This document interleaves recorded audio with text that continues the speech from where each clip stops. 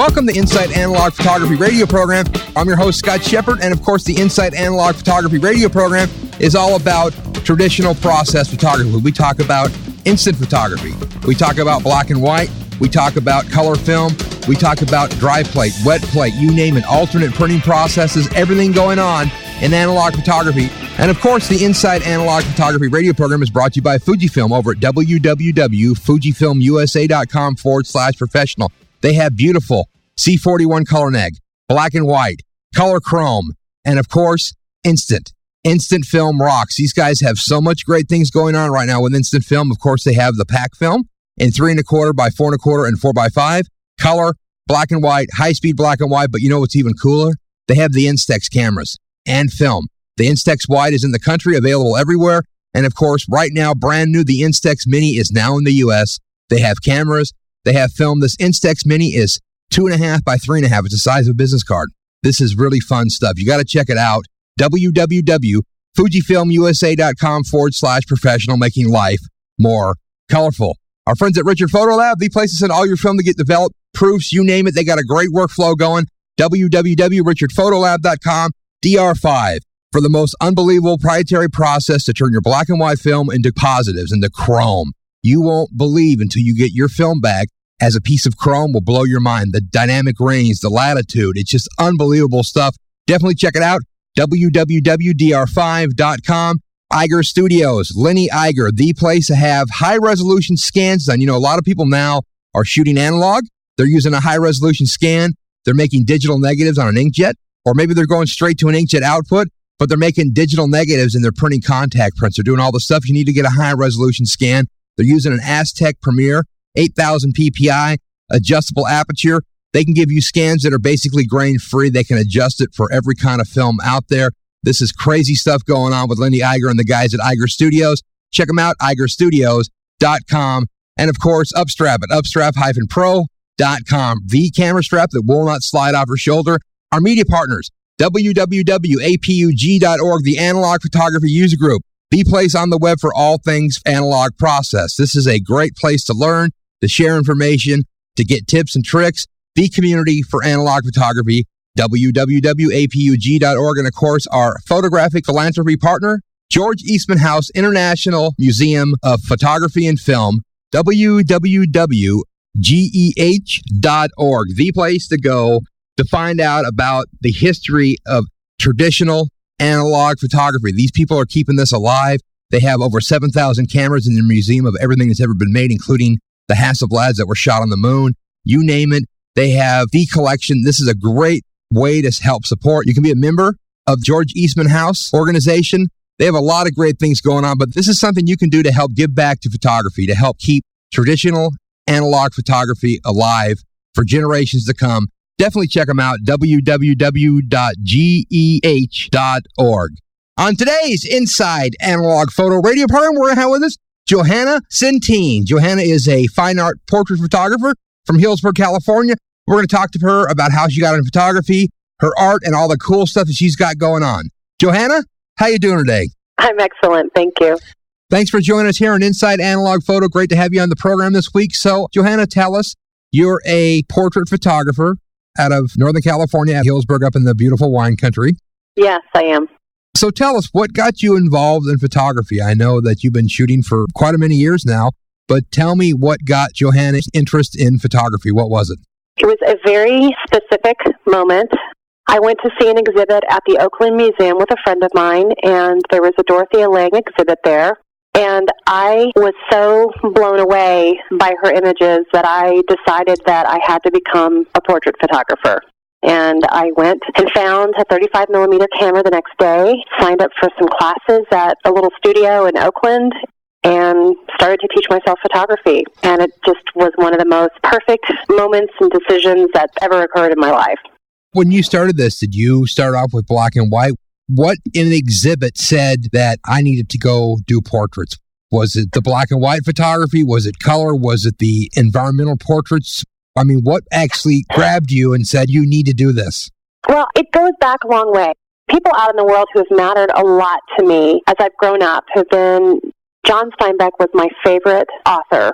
I read his books nonstop throughout my adolescence, and I always connected a lot with Edward Hopper as an artist. I was also very into Bruce Springsteen, all of his early music. And I've always been drawn to something very melancholy and very empathic, a way of seeing people in that way, and a way of really wanting to understand them and caress them and also kind of cry some tears over them. And that is what Dorothea Lange's photographs are to me. It just the way that she photographed people was the way that I saw people, the way that I approached them, the way that I guess understood myself. I don't know. But it definitely was part of a linear way of looking at the world and understanding humans. So it wasn't just something that was completely out of the blue and strange and odd. I was connected to how she photographed people. It didn't really matter that it was black and white photography or whatnot. I just got it. It just felt like something that I should be doing. When you started this, was this when you were in high school, after you were out of school? It was a couple of years after college. I had done a lot of writing in college. I had intended to graduate from college and go become a writer, and I had wanted to write about people. And I did a couple of magazine internships that kind of fell through. The magazines, they didn't want to pay me enough money. So I kind of vagabonded around a bit and then happened upon photography as being the perfect way for me to explore and ask questions about people and document them. It just felt like a better way to do it than writing had for me. I wasn't feeling incredibly patient with writing. It felt too private and insular and frankly just took way too much time. There was much more gratification in photographing people. So do you think you would consider yourself more of a storyteller when you're doing your portraiture than you would as just say, I'm a photographer, I'm going to take your picture? Yes, I try so hard to do that. And one of the reasons why I'm a completely broke and poor photographer is that I will spend countless hours with my clients. It doesn't matter to me how long it takes me to get to know them, to prepare, to photograph them, to do a reshoot if I feel like I haven't gotten something really striking and honest. I go back and shoot them. That's why I lose money, because it doesn't matter to me that I make money doing it. It matters to me that I get something very unique that is about them and that is special and striking and something that they'll treasure for a long time. Hopefully. Not that my clients always like the images I actually take of them, which is another subject. But I don't know. Does that answer your question? No, it does. And I think it just gives us a look in the way you're doing your photography and how your process relates to when you look at the images. I mean, you can really tell why when you look at the portraiture that you're doing that you're trying to convey that person, their identity, their soul through a visual medium. It seems a little arrogant to say that. I mean, it's true that that is what I would like to say that I'm doing. I know that I tend to capture similar things in people. And again, my work tends to be a little melancholy. I don't know if everybody would say that, but that's been commented before. When I edit work, I'm looking at proofs from a shoot. I am much more drawn to much more serious, intense, thoughtful images of people than I am the more lighthearted ones. And so I am choosing a particular side, a particular aspect, a particular feeling that I'm getting.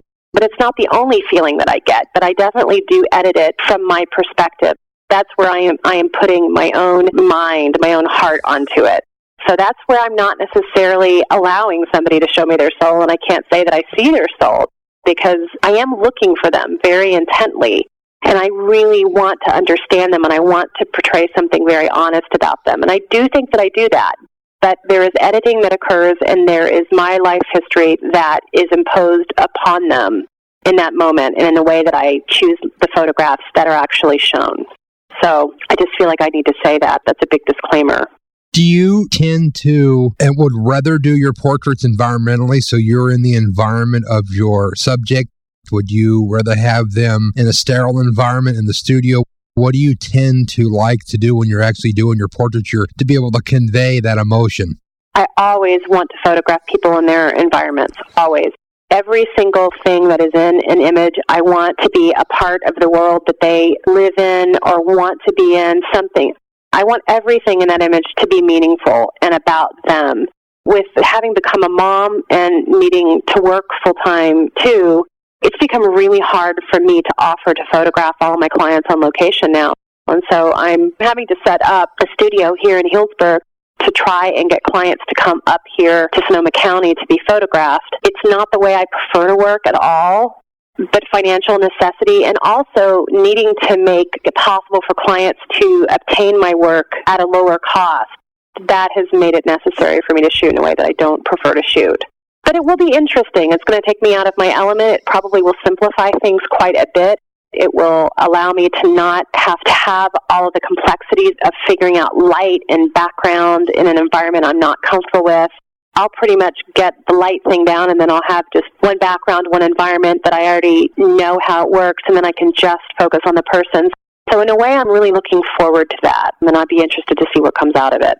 Previously, before you were up in Hillsburg and started off learning photography, what was the first camera you got? A Canon AE1. I was a nanny for a little boy at the time that I decided to learn photography, and so I photographed him primarily. And then I moved out of his house because his parents were crazy, and I went to house sit for a man and his wife up the street. And that man was Luna Leopold, the son of Aldo Leopold, who was a great conservationist. Luna was a geologist at UC Berkeley, and Luna gave me his Rolleiflex. He used to carry this Rolleiflex up into airplanes and photograph rivers and water systems in the West. And it was a very special instrument to him, and he gave it to me because he knew that I was passionate about photography, and it was one of the most amazing gifts I've ever gotten. I still dream about Luna to this day. He's died since then. But that Rolleiflex, I started shooting with that, and I just never wanted to shoot with anything else. And I never shot 35 millimeter again. I just shot with my Rollie. It's a little busted right now. I'm trying to get it fixed because the focusing plane is wonky, but I will never get rid of that camera. So you typically like the medium format better than 35? You don't do any 35 work anymore? No, just not even a question. And I prefer to shoot square format. I absolutely love the square. So you're shooting, of course, with the Rollie, and you have other 6x6 format cameras you're using too? I have a Contax 645 that sometimes I'll use if a kid is really, really hyper, although I just don't really quite know what to do with the rectangle. I have a Hasselblad, and that's primarily what I'm shooting with now that my Rollie is out of commission. And let's see, I have an old Mamiya C220 that I never really use. So it's just too awkward and falls out of my hands too easily. So yeah, the Hasselblad is what I use. Do you find that the transition from the twin lens reflex Rollie, where you were looking at a medium waist finder, looking down at the camera, the same thing with the Blad, it was an easy transition to go from the twin lens to the Hasselblad? Yeah, it hasn't really been that much of an issue. Yeah, I actually don't really even think about the difference all that much. Do you like the Blad better than the twin lens? No, I like the twin lens much better. Really? I don't know what it is, but I was just looking through it the other day. I hadn't looked through it in such a long time, and I just felt so happy just seeing that image. I'm sure there's 1,000 technical ways I could describe why I prefer that, and I couldn't tell you what it is, but I just absolutely love it.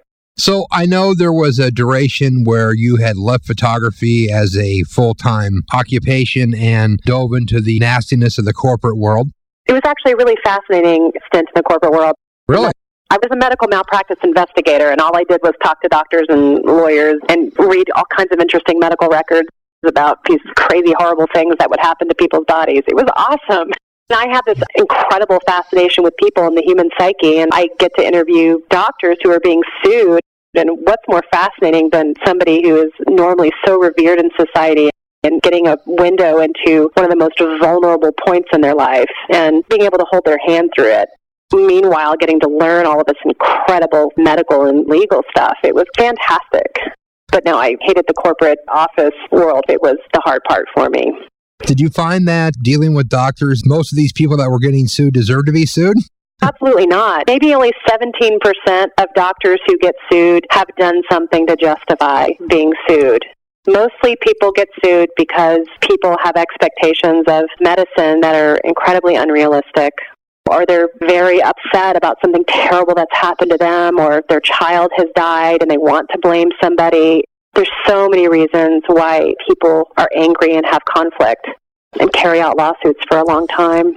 With this interaction that you had between lawyers, people that lost family members and had medical problems, of course, the doctors themselves, did it give you any different outlook on the human psyche itself and the way that you now look at the way you do your portraiture? That's a really interesting question. I don't know. I guess I feel a bit more impatient with people, perhaps. And maybe just because I'm older. I used to have a lot more patience with my clients. I tend to be a little less patient with them. I don't know if it's just because I've seen too many people not taking personal responsibility for themselves. I don't know if it's just because I'm older and I'm not quite as worried about whether people are going to be completely happy with me or like me. I don't know. I mean, I'm still really interested in people. No, I don't think that it actually really altered my perspective all that much. I felt an incredible urge to photograph the doctors that I knew and worked with. And I really connected with a few physicians who also loved photography. To this day, I still keep up with some of them. A lot of people that would be in that situation that would have to deal with lawyers all the time would get extremely jaded, or had to deal with this person all the time, or was in the certain situation. It would change their outlook on that sector of people and or reality. I actually love attorneys. I love them because they usually speak their mind. You can cuss in front of them and they don't act all shocked. I mean, they're incredibly jaded people, but a lot, or at least the attorneys I worked with, were very humanistic. They weren't all these evil people who were out to just do people wrong in the name of the big dollar. I loved the attorneys I worked with. I mean, they were all defending doctors pretty much, and some of them were suing doctors. But the reason why I love to photograph is because I am so curious about people and what lies beneath the surface and what their relationships are like and how they view themselves, how they come off on film. And I actually think, having come from photography, doing portrait work and doing very intimate portrait work of people made me a really good investigator. It made me able to connect with people on such a basic level. People always tend to feel very comfortable with me, and I have never been intimidated by people if they were some big doctor or some big lawyer or whatever. I always know that there's just so much beneath the surface of what's actually presented, and I love to ask questions that kind of knock people off. I had so much fun with that job because of my comfort level with people. So give me a couple names of photographers that you admire most. Is there anybody that you look up to that you just think their photography is over the top? Sebastião Salgado, I think, is an absolute angel who uses the camera to do the most courageous, humble work ever. I'm floored by what he does, and it's not something that I feel that I could do. I feel that if I were in his shoes, it would break me. I don't think I could photograph what he photographs and not just want to die. So I'd hold him up so high in my mind. When you're doing your environmental portraits, you're shooting now with a Hasselblad. Tell me about what you like to shoot for stock. What film do you like to capture this emotion, this portrait you're in?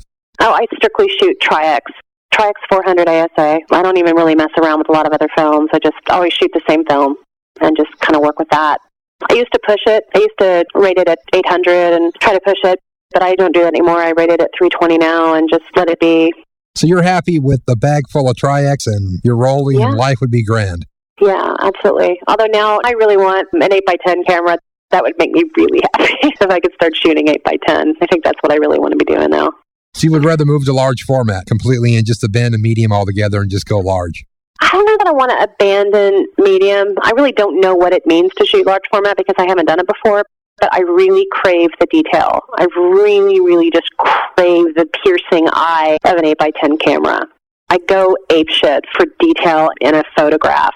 Avedon's In the American West work is so incredible to me because you can see the threads in people's clothes and you can practically see the cells in the skin on their faces. And I just go crazy for it. I love that detail. Plus, I think that you enjoy slowness in photography and really getting in touch with your subject. And I think that moving to 8x10 or even bigger would actually bring that out even more. Mm-hmm. Well, it'll make my subjects more uncomfortable. But also, I think that's a good thing. I think it's good to be a little uncomfortable. Now people expect to be photographed while they're in the middle of running a triathlon or on the way to do something else. It's like there's not much expectation that you would stop and look at a photographer and engage with the camera and actually really participate in offering an image of yourself to somebody. There's this whole like, what? You just kind of do it while I'm doing something else. To me, that's such an American kind of lazy attitude, but I also think it's about our huge discomfort with who we are, our inability to accept our realness, our humanity. And frankly, I think it's about fear of death, but I think everything's about fear of death. I just like the stopping moment. I like forcing people to wait a bit while I really think about the image that I want to take of them.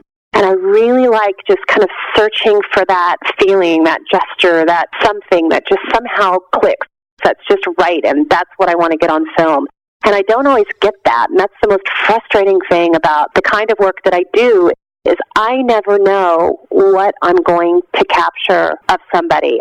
I can't guarantee that clients who come to me that I'm going to be able to create work that I'm happy with or that they're happy with. And I still don't really know how to market that. But I love that search. I love that hunt for the image that I don't know what it will look like or how it will happen. But when it happens, it just feels so magical.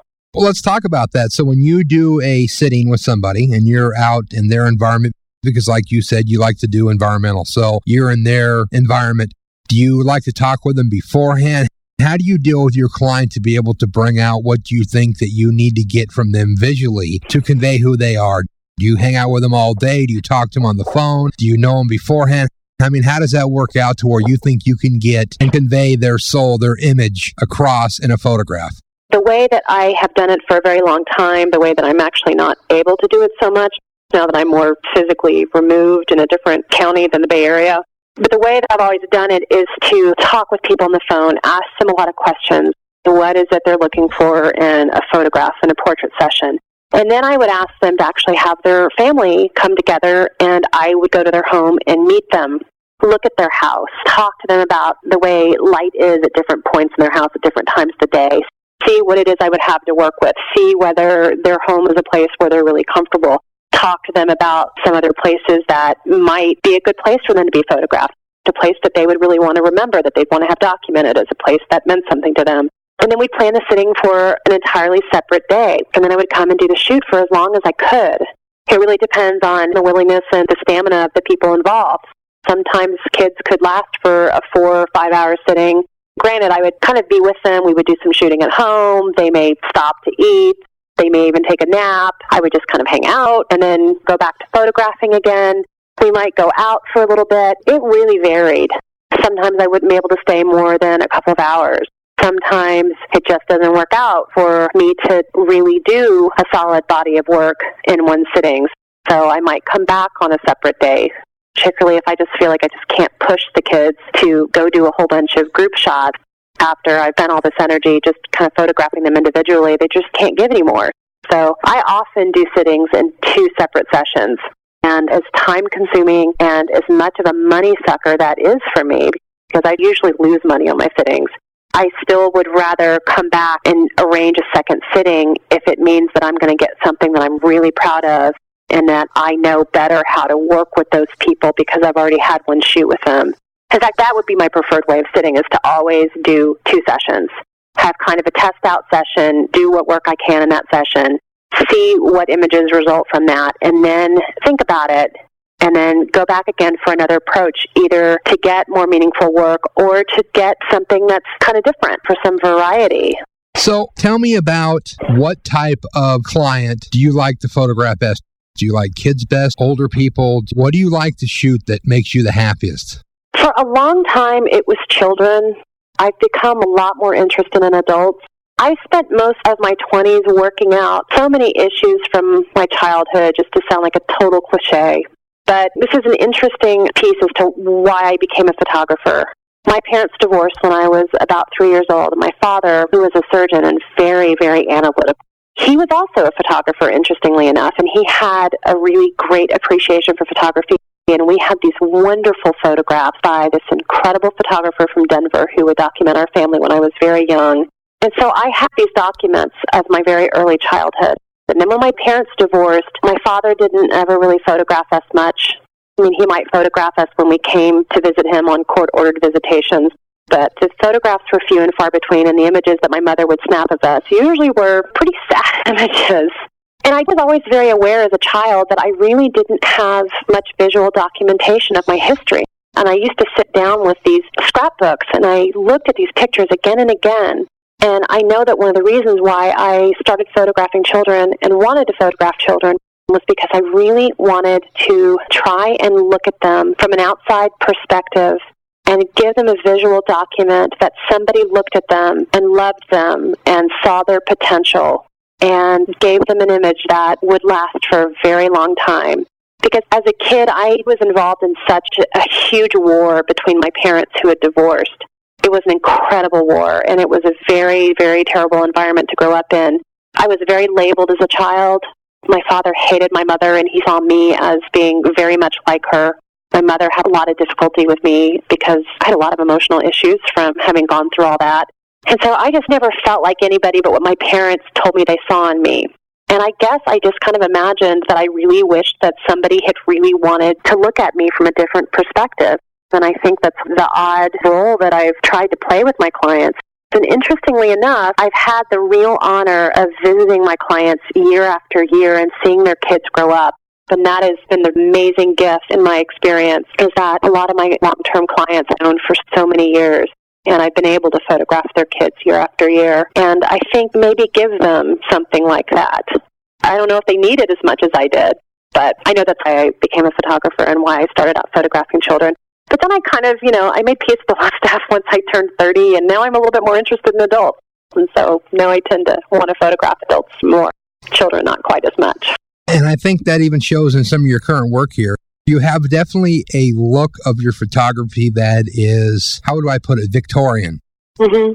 Do you have a sense of conveying images like they would have been typically taken in the 1800s? Do you like Victorian stuff better? I mean, if you look at a lot of your stuff, you definitely have a Victorian flair, I think. I'm obsessed with that period of photography, completely obsessed. I'm mad for old photographs. I am dying to get those old vintage folders reproduced because I really want to give my clients their images in those gorgeous old photo folders. I just love the seriousness of the images that you see. Really love pictorialism, but I love old portrait photography. Well, no, it definitely has a different look. And as a matter of fact, I was somewhere the other day just going through an antique store and ran across some old stuff. Like you said, the Victorian photography, it was such slow film. I mean, you basically had to strap yourself in somewhere and not move for a long time. I mean, I wouldn't say that it's too stiff, but it's just very formal portraiture. It is very formal for technical reasons, just because people had to sit still. But there was also an expectation that when people would go be photographed, you would come away with one image, maybe up to 4 if you were doing a little series of a kid, which you sometimes see. But you didn't go to a photographer expecting to get 500 images on a CD, which you could then print into this gargantuan storytelling book. You would get an heirloom image. And for me, those heirloom images, they speak so much more to other people. And if you think about things that would last in a family for years and years to come, I would rather have those signature images rather than just a chaos of a bunch of maybe cheaper images. Maybe I'm sounding too judgmental about that. And maybe it's just because maybe I feel like I can't produce 100 images of one person. It's just not a way that I shoot. And I think some people do shoot that way, and they can shoot that way. And there's a lot of value in that. But for me, I am looking for something so singular. I'm looking for something that's very hard to access and very nebulous, and I never really know how I'm going to come about it. That for me, thinking about trying to replicate that multiple times in one sitting is just impossible. So I really seek to do something very singular. Can I sell that to clients going forward? Am I going to be able to sell a sitting where I can guarantee maybe 1 to 4 really special images? I don't know. I think you should raise your price. People are telling me to lower my price all the time. I think you should raise it because what you're providing for your customer is more than just taking them down to the Olin Mills photo studio and getting a couple snapshots popped off. I know, but I'm a terrible salesperson. It's so hard for me to tell somebody that they should spend $3,000 to come to me and get a couple of framed prints. It's been very, very hard for me to sell that. And I feel like now more than ever, you really have to have the ability to educate and to convince your clients. In fact, I've been on a couple of forums on APUG recently hashing out this issue. And I very steadfastly believe that fewer and fewer people know the value of slow film photography. And digital photography has made the world of portrait photography so cheap. I just cannot believe how little people charge for their portrait work these days. I mean, it was already pretty low, at least in California, 7 years ago when I really knew everybody and who was doing what and who was charging what. And I knew that there was a huge difference between California and other parts of the country. In California, I was considered a very expensive photographer, charging $500 for a sitting and a couple of $100 for a hand-printed image, going up from there depending on the size. In Dallas, Texas, there were photographers who were charging triple what I charged out here. And they were getting it because people valued fine art black and white photography so much down there. Oh, I know a guy that does portraiture in the Houston area, and he gets $20,000. And when you get a piece from him, it's like an old painting you'd have over your fireplace. It's very beautiful, one-off, and it takes a long time to do it. And like you said, he gets into it with his client, and you're having something commissioned. You're not just having your photograph taken, you're having a portrait commissioned. It's a piece of art. I wish that I could spend a month at selling your work camp so that I could just talk to these other people who are managing to do this and maybe to be convinced that this is possible. It's very possible in the part of the country that you're in. There's people there that have money that can afford it. Yeah, but how do you sell it? How do you get known enough to do that? People see my photographs and love them all the time, but I haven't gotten one call, a possible new client, off of the mini business cards that I put out into the community. People love my images, but they don't call. So maybe it's the economy. Maybe they go to my website and see that I have a commitment to $2,000 worth of portfolio prints. I'm not really sure. It just remains a mystery to me how people who command incredibly high fees for their artwork, how they do it. I don't see the line from point A to point B for me right now. Okay, well, here's an example. What if you're going to go look for a new purse and you go look and you find a Louis Vuitton and it's only $200? You're not going to believe it. It's garbage. It can't be real. It's no good. If it doesn't cost this much, it's not any good, right? No, I do get that. Now, it's the same thing with the photography. If you look at your stuff and people price their stuff so economical and they're trying to compete with these people that are buying digital entry-level SLRs and advertising on Craigslist, you can't do it. You have to separate yourself from the run-of-the-mill photographer. And there's nothing wrong with the run-of-the-mill photographer. If they want to chase a kid around a backyard with a Nikon D80 and charge $100, great. But you're not doing that. I know, and the prices that I do charge now are particularly because digital photographers are charging just nothing for their prints and their sittings now.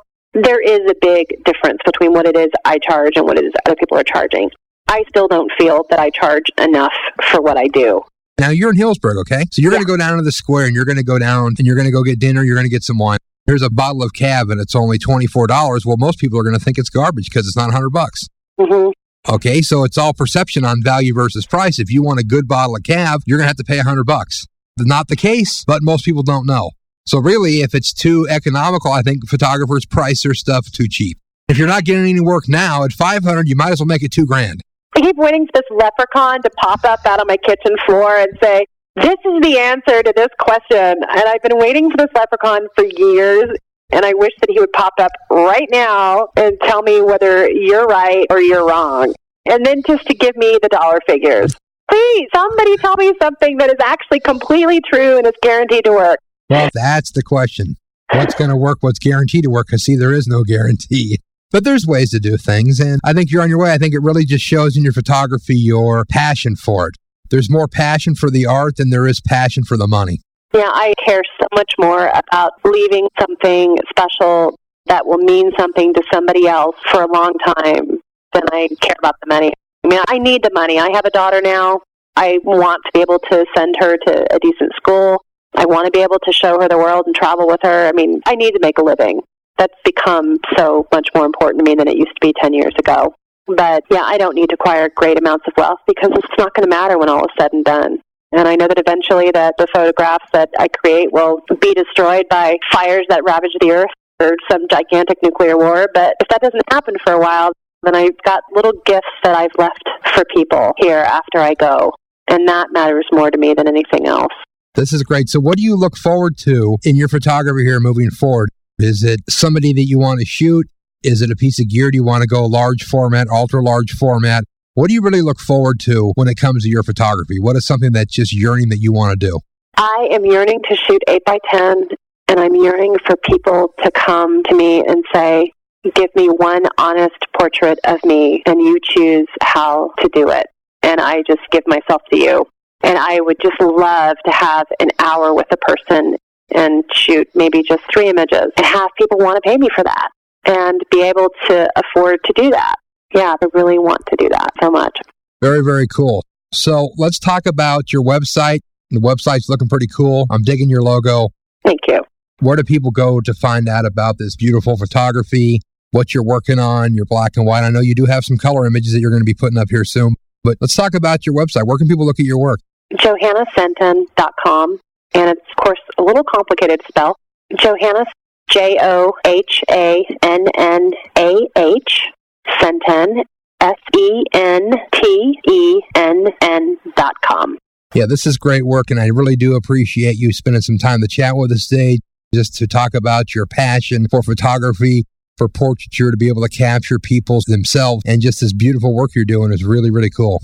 Thank you. Thank you. Well, there you go. Johannah Sentenn, great photography. What a great gal. Beautiful stuff she's doing. Really cool to see her moving into large format portraiture. Just a lot of great stuff going on. Definitely check out her website. Beautiful work. The Inside Analog Photography radio program is brought to you by Fujifilm, making life more colorful, over at www.fujifilmusa.com. Our friends at Richard Photolab at richardphotolab.com. DR5 over at www.dr5.com. Iger Studios over at igerstudios.com. Upstrap at upstrap-pro.com. And of course, our media partners, APUG, the Analog Photography User Group over at www.apug.org. Our photography philanthropy partners, George Eastman House International Museum of Photography and Film over at www.geh.org. I've been your host, Scott Shepard, here on Inside Analog Photography Radio. We'll be back next week with more great analog photography.